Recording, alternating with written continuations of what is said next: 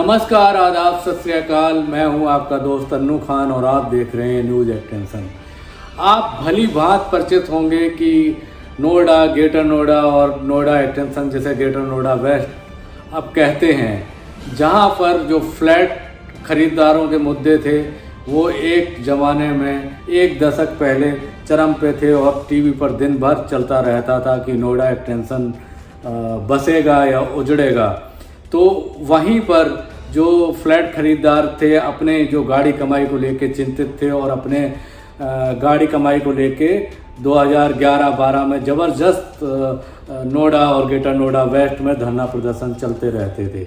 वहीं पर जो यहाँ के जो फार्मर थे, किसान थे, वो अपनी ज़मीन को बचाने के लिए कोर्ट चले गए। दरवाज़ा इलाहाबाद हाई कोर्ट का खटखटाया और वहाँ पर एक लंबी लड़ाई लड़ी। उसके बाद 2012 में यह फैसला आया कि जो फ्लैट हैं वो बनेंगे और यथास्थिति रहेगी। उसके बाद मास्टर प्लान अप्रूव हुआ। एक लंबी लड़ाई जो फ्लैट बायर एसोसिएशन है उनने भी लड़ी, तो उसके तहत उनको फ्लैट का रास्ता साफ हुआ। वहीं पर ये देखने वाली बात है कि जो ब्यूरोक्रेट्स थे, अधिकारी थे, उन्होंने किस तरीके से बिल्डरों से फ़ायदा उठाया। उसका नतीजा यह रहा कि जो अथॉरिटी में, प्राधिकरण में या अन्य डिपार्टमेंट में जो अधिकारी बैठे थे उन्होंने बिल्डरों से फ़ायदा लिया और फ़ायदा के तहत उन्होंने फ्लैट लिए या किसी ने पैसा लिया। तो यहाँ पर ये देखने को मिलता है कि जो आम्रपाली बिल्डर है, पता ऐसे चलता है कि जब आम्रपाली बिल्डर दिवालिया घोषित हो गया और सुप्रीम कोर्ट में केस चला गया, केस सुप्रीम कोर्ट में जाने के बाद कोर्ट रिसीवर नियुक्त हुआ और बिल्डर को हटाकर कोर्ट रिसीवर लाया गया। तो कोर्ट रिसीवर लाया गया और लाने के बाद जब सारे डॉक्यूमेंट और जो कितने फ्लैट थे उनको रास्ता देने के लिए जो रणनीति बनाई गई, उसके तहत एनबीसीसी को बिल्डर की जगह लाया गया फ्लैट कंप्लीट करने के लिए।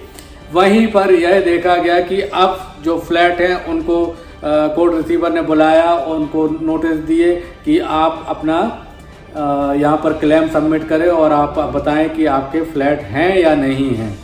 उसी में यह देखा गया कि हजारों ऐसे लोग निकल के आए जो वोकस एंट्रियाँ की गई थी बिल्डर द्वारा, या यह कहें कि किसी को गिफ्ट के तौर पर फ्लैट दिए गए थे या विला दिए गए थे। उसी में आम्रपाली बिल्डर के यहाँ फ्लैट लिए सफ़ेद पोस्ट ब्यूरोक्रेट आज फंसते हुए नजर आ रहे हैं, क्योंकि यह मामला सुप्रीम कोर्ट में पहुंचा। उसके बाद कोर्ट रिसीवर नियुक्त हुआ। अपनी कलई खुलने के डर से अब वह कोर्ट रिसीवर के यहाँ जिन्होंने फ्लैट बुक किए थे या विला बुक किए थे वो नहीं जा रहे हैं, अपने फ्लैट को या विला को क्लेम नहीं कर रहे हैं। नोएडा के ऐसे 7 प्रोजेक्ट के 217 फ्लैट खरीदार का सत्यापन नहीं हो पा रहा है। कोर्ट रिसीवर ऑफिस की ओर से ऐसे फ्लैट खरीदारों से अपने फ्लैट के दस्तावेज के सत्यापन के लिए कई बार आग्रह किया जा चुका है, लेकिन इनकी ओर से अभी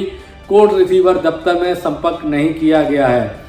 कोर्ट रिसीवर की ओर से सुप्रीम कोर्ट में जवाब दाखिल किया गया है, जिसमें कोर्ट रिसीवर द्वारा कहा गया है कि 3000 से 4000 फ्लैट जो खरीदार हैं वो ऐसे हैं जो फ्लैट पर कब्जे के लिए आगे नहीं आ रहे हैं। बताया जा रहा है कि इन फ्लैट बायर्स की बुकिंग में या तो कोई गड़बड़ झाला है या फिर जानबूझकर जो फ्लैट खरीदार हैं वह आ नहीं रहे हैं ताकि किसी तरह की आर्थिक बोझ से बच सकें। अब उनको 31 मार्च तक सत्यापन का आखिरी मौका कोर्ट रिसीवर द्वारा दिया गया है। आम्रपाली की सोसाइटी के एओ पदाधिकारियों ने बताया है कि माना जा रहा है कि बायर्स सफ़ेद पोस्ट ब्यूरोक्रेट्स भी हो सकते हैं जिन्होंने आम्रपाली से कुछ लाभ लेने के लिए और कमीशन के रूप में फ्लैट या विला बुक कराए थे। इसके एवज में कोई खास भुगतान नहीं किया होगा, जैसे कि जो पता चल रहा है किसी ने 10,000 रुपये देके, किसी ने 1 लाख रुपए देके फ्लैट बुक किए थे। काफ़ी ऐसे भी हैं जिनके फ्लैट खरीदारों को आमपालिका कोर्ट रिसीवर कार्यालय ढूंढ रहा है। उनमें अधिकांश अपने फ्लैटों में रह रहे हैं, लेकिन उन्होंने रजिस्ट्री नहीं कराई है। इसकी बड़ी वजह यह भी हो सकती है कि सत्यापन के बाद उनको बकाया धनराशि चुकानी होगी। ऐसे में उन्हें बकाया धनराशि चुकानी होगी। इसके अलावा उनको रजिस्ट्री भी कराने के लिए स्टाम्प शुल्क भी चुकाना होगा। ऐसे में लाखों रुपए का जुगाड़ तुरंत कर पाना असंभव होगा। इस पूरे प्रकरण को लेकर court receiver are Venkat Ramani ने कहा है कि नोएडा की 7 परियोजनाओं के 217 फ्लैट खरीदारों को जनवरी से मार्च तक का स्लॉट दिया गया है। इस स्लॉट के आधार पर वह अपना सत्यापन करा लें। इसके बाद उनके बकाया की गणना की जाएगी ताकि बकाये की वसूली की जा सके। अगर वह ऐसा नहीं करते हैं तो अप्रैल में फ्लैटों के सत्यापन पर विचार किया जाएगा। ऐसा कहना है जो कोर्ट के रिसीवर हैं वेंकट रमानी का।